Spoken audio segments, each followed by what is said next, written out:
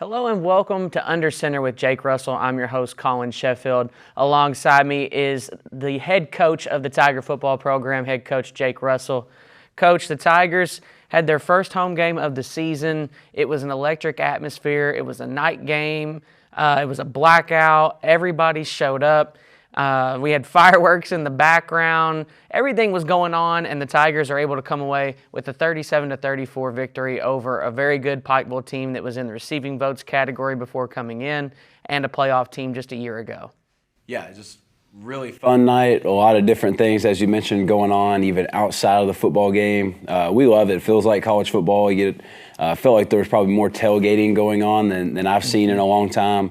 Around our stadium, which was really cool to see. The administration and the school and student activities all did a great job, whether it was the fireworks or the different things going on around the games. Just a lot of energy. One of the biggest crowds we've seen there for sure, probably in recent time, but I think it was the loudest and most energetic crowd. I mean, I wear the headphones with the two earpieces, so I can't really hear anything and kind of focus, but I could hear the crowd very regularly through the game. And like you said, a great win against a really, really good team. UPike's going to win a lot of games. I think that's the best UPike team we've played in my 3 years here. I think that's probably the best defensively, especially in the box for them defensively that we've played. And then offensively, they're electric. Like, they're so good offensively, and they should win a lot of games. I'd be pretty surprised if they're not ranked by the end of the year. And just overall, obviously, and I know we'll talk about it, but just being down and being in that situation was a really good opportunity for our players. And we were excited at halftime to see how they would respond. And obviously,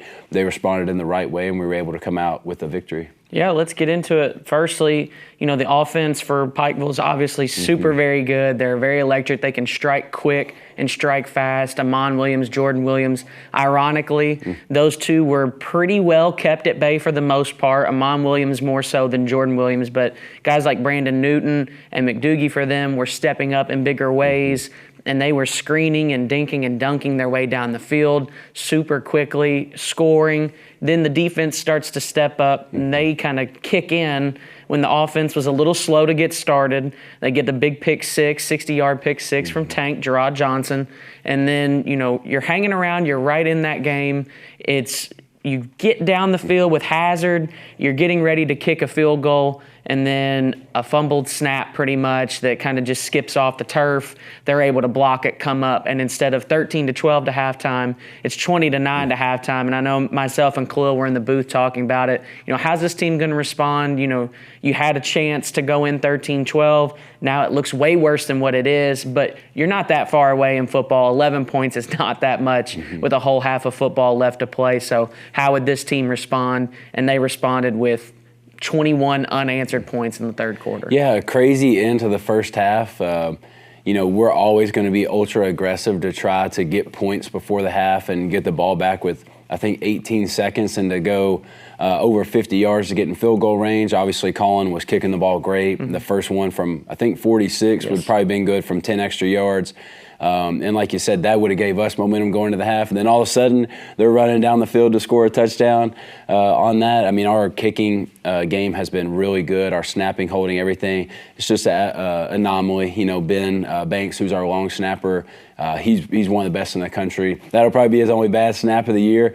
And nobody's going to, take it harder and push himself more than Ben. And in that operation with Collin and Solomon holding. And like you said, then you go into the half. And what very encouraging about our team this year is just the attitude and how we're going into the half. And, maybe at times in the past and other teams for sure, at that point it's almost like doomsday, and it's like, oh my gosh, what's happening right now? Where our guys are more encouraging, like, guys, we're still good. Like, we're a play or two away from being up right now, and we know we can dominate, and they're not doing anything that, really we didn't expect, and that our game plan was still solid and intact. And like you said, it's very important for the offense to get off to a good start in that second half. And we always talk about the half as coaches is score, stop, score.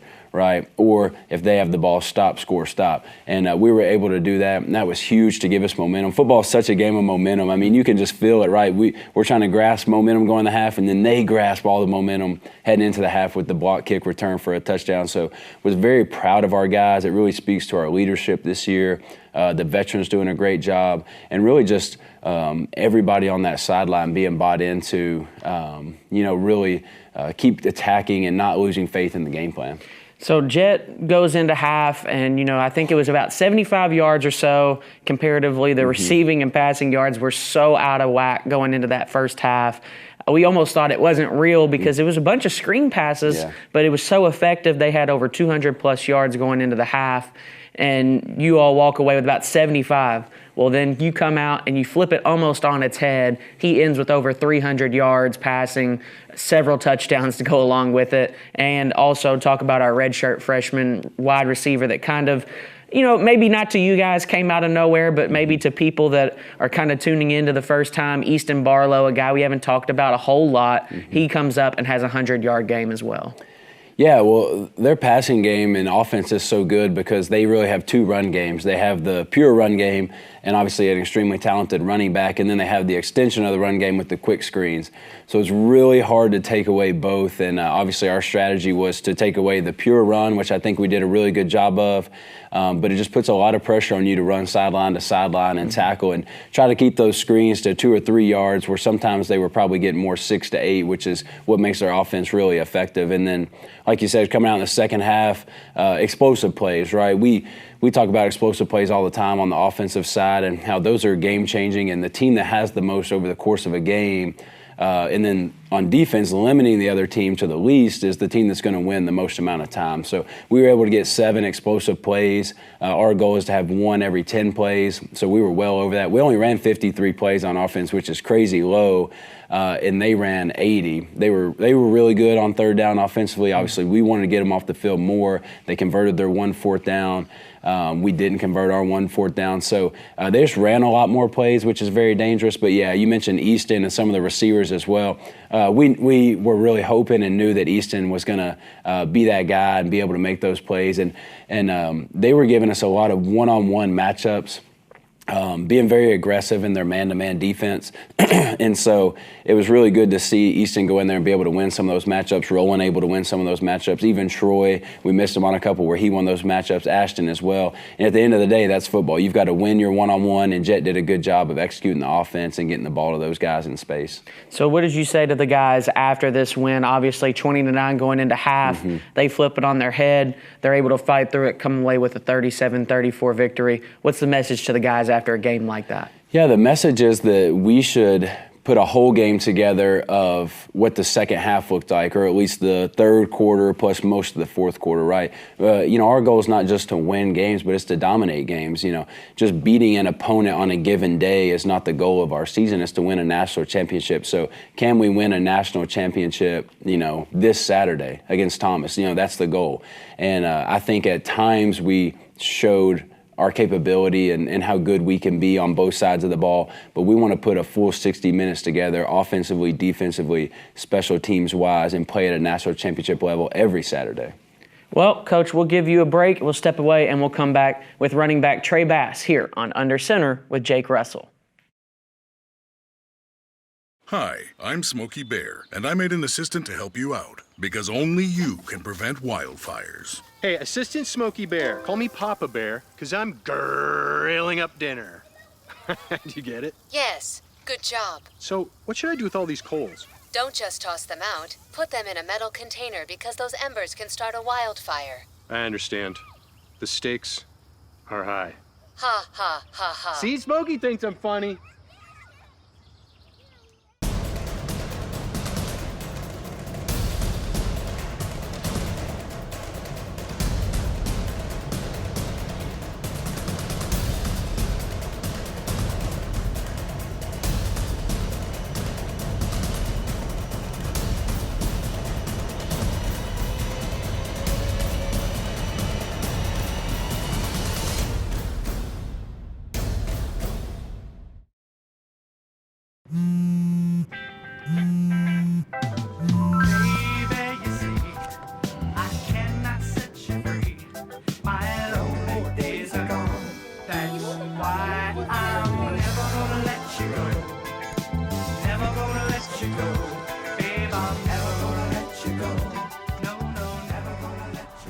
Here you go.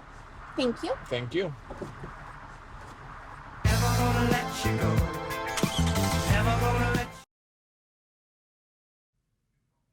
Welcome back to Under Center with Jake Russell. I'm your host, Collin Sheffield. With me is star Tiger running back Trey Bass. Trey, it's good having you on. It's always good to have a player on. I always get the coaches, but it's nice to have a player on here and get maybe a little bit of a fresh perspective. There's only so much they can speak for the players, so it's always nice to have a player on, and always nice to have probably what I would consider to be probably the big captain of this team on our show. Yes, sir. Glad to be here. Thank you for having me. So talk to me a little bit first. I want to talk about that captainship. It seems like you are the vocal leader of this team. I watch you down in warm-ups. You know, I'm down on the field, and you tend to be out there really getting the guys riled up. You're jumping around, doing everything. You were doing it in the tunnel on the way back, getting them ready to come out on the field. It's you and Darius Willis. So talk to me a little bit about how you assumed that role, and then how a guy like Darius Willis, who, you know, comes from 20 minutes down the road from a rival college. He played us just a year ago, right, in a defeat that probably leaves a little salt in our wound, and he's already a vocal leader on this squad. Well, for me, actually, and Darius, we play with a lot of emotion and passion. So with us being captains, people follow that. And, you know, when you come out on the field and you're letting everything loose, just having fun, it's a kid's game. So we just go out there and be ourselves. And, you know, yeah, that passion just really shows for us. And it's like an energy source for the team as well. And with Darius, yeah, he came from, he actually was at Charleston last year. And he came here, and ever since he's been here, he, you know, he leads by example. And I think that's a big thing for us, leading by example, and also being able to be a vocal leader as well. So we were talking about it before we came on, and then we were talking about it on the broadcast. You're kind of a do-it-all guy right now for the Tigers. You were getting after it in kick coverage, making good form tackles. You were out there on the hands team and come up with the big, really what I would say it was the saving grace of that game, being able to jump about 5 feet in the air, spin, take a massive hit as you go to the ground to secure that ball and secure the win for the Tigers, as well as just everything you do on the offense. What's it like kind of being that five-tool kind of guy? I just take pride in what I do. You know, the coaches, they believe in me. I tell the coaches that I want to be on every special teams. I find a lot of fun. I have a lot of fun playing special teams. So for me, I think it's just, you know, going out there and just letting it loose, you know, leaving everything on the field, being able to get off the field when the game is done and saying, I did everything I can to help this team win. And if I can do that, then I think, you know, I can keep being that leader for the team. We talked about your first year being here in 2022, so you were here for Perry Thomas's last season, and then for the coaching change with Jake Russell and everybody else coming through. Talk to us a little bit maybe about the coaching change and what inspired you to stay and now stay for as long as you have with this coaching staff. Well, like I told you before we started, Coach Atwood, he came and got me when I wasn't playing football. He saved my life, man, and I give my all to this team. And with Coach Thomas leaving, it was tough. It was tough, but that spring we only had 55 people. We had to use tight ends for O-linemen. Like it was a rough period. And then Coach Russell came in, kind of shifted the culture a little bit, got everybody on the same page. We had transfers, freshmen, and then the people that were still here when Coach Thomas left. And, you know, I think we just found a way to bond, and we've been growing ever since. Coach Bryson is your running backs coach. Talk to us a little bit about Coach Bryson. He's a little bit of a character down there. He'll get fired up and he gets after it. And then, you know, pregame he sits there almost like a player. He's got his beats on and he's listening to music. And I'm almost scared to interrupt the process to come up and say, hey, but how's it been working for Coach Bryson? He's very involved. Like he's probably in the facility more hours than anybody. He takes every week, he takes so much of his time getting us prepared. And I feel like that's why he's kind of on the field locked in just like us, because he puts his heart and soul into coaching us, and that's something that I greatly appreciate. And if you look at the numbers, if you look at the player I became, you can tell that when he got here, I got better. So, Khalil was talking about the drills that you guys do pregame and how he feels like he can really see it in the game. Does it seem like it really translates super well? It definitely does. Every period that we do in individual in practice or before the game, he ensures that it's like game-specific things that we're doing to ensure that we're taking our game to the next level. So power, speed, agility, all kind of things I would say that you run with. Where does that all come from? Do you have to really work at one portion of your game, perhaps maybe more than another? Well, I've been training myself since I was like 14 years old, so for me it's just also looking at the in-game specific things that I'm going to be using, whether that's a jump cut or outrunning people or cutting this way and then cutting that way really quick. I just try to simulate each drill and make it seem like it's the game. And with that, I've been, working hard at that for years and years now, so it's just second nature to me now. But each day, Coach Bryson ensures that we're still hitting on those things that we've been doing ever since we were little kids. So you've seen different levels of this program now, having been here for several years. And last year we called maybe that Georgetown game arguably one of the best atmospheres that Finley Stadium has ever given, at least while I've been here. I'm sure it was probably a little different in the 15-16 era, the conference championship years. But that was one of the best games. Now we flip over the script to this season, and it seemed like this past Saturday the place was rocking. What's it like down there on the field? Man, it's amazing. Like, people sometimes get discouraged about not being a Division I player, but when you're at a place that embraces every single moment that you have, no matter what, they support you no matter what. You're not like a ghost. Like, everybody sees you for who you are, how hard you're playing. And after the game, they're right there. So it's so easy to interact with the kids and the parents and the administrators, coaches, people like you all. Like, it's hard to explain. It's a very, very good feeling. Well, Trey, we appreciate you coming on. I know you came in after weights, so we'll let you get out of here, rest and recover, and get ready for your practices. Thank you. When we come back, we'll sit down with head coach Jake Russell to talk about the upcoming matchup with Thomas here on Under Center with Jake Russell.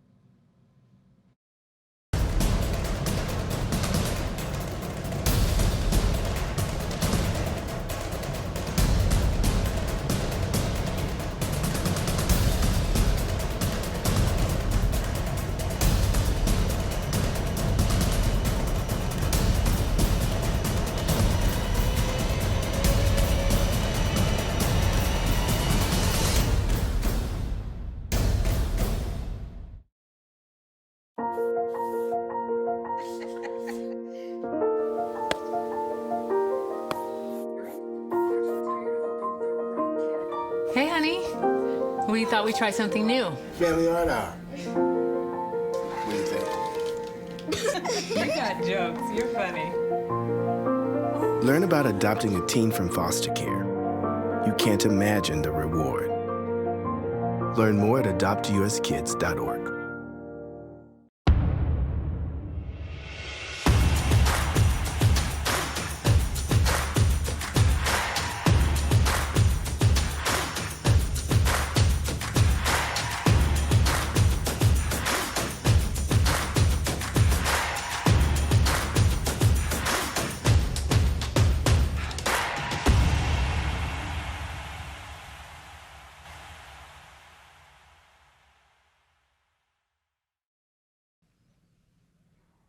Welcome back to Under Center with Jake Russell. I'm your host, Collin Sheffield. Alongside me for the final segment is head coach Jake Russell. Coach, the Tigers have another home matchup. We got a nice little long stretch here mixed with some home games, mixed with some bye weeks. So we got about an unusual 6 weeks at home. You got as much time in your own facilities, in your own beds, everything that you could want. Seems like a super big plus and positive for this team moving forward. Yeah, no doubt. The first couple weeks, I think we said maybe on last week's show, over 30 hours of total travel and just a lot on the guys. Maybe it was over 40 actually. And now to be home, to get a very consistent routine, not only is it important for the games and our guys that are playing on Saturdays, it's really important for our Futures group as well. They're getting their Futures Bowl every Thursday on a normal schedule. They're getting their extra day of weights. It was really good to see pretty much every single guy in our program on the sideline Saturday night really engaged. And